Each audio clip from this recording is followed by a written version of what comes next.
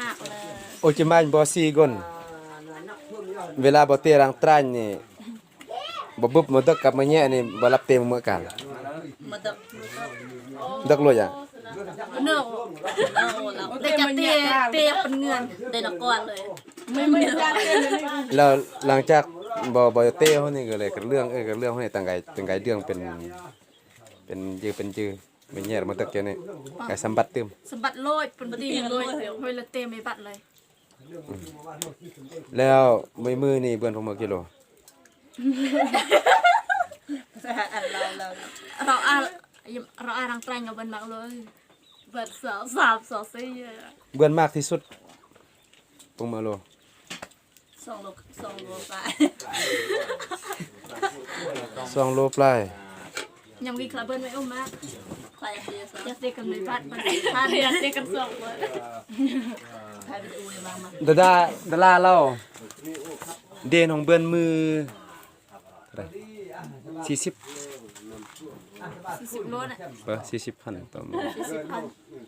เบิ่นคันอารังไปแล้วอันน่ะมวยนี่จะอันตารมวยจะปึกจะ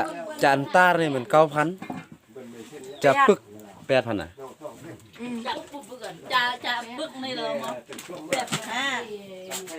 85เขาจะเต้นตามมือรากมือบ้านยังมาลงมาท่านเนี่ยแล้วมะม่วงจะเลิกกว่าเย็นเดินตาเลยจะเลยอันดีไฟร้อนอยู่ไฟเยอะวันนี้บ้านในเบิ้ลมือละ2 โลใครอยากโอ้ยอยากทำในบ้านเอาไปสิค้าโอ้ขัดยากเลยยังนี่นะยอมไม่บัดเป็น20-30 โลโอนึงเดียวเตะละส่วนยังไม่บัดเป็น4 โลเนาะนะ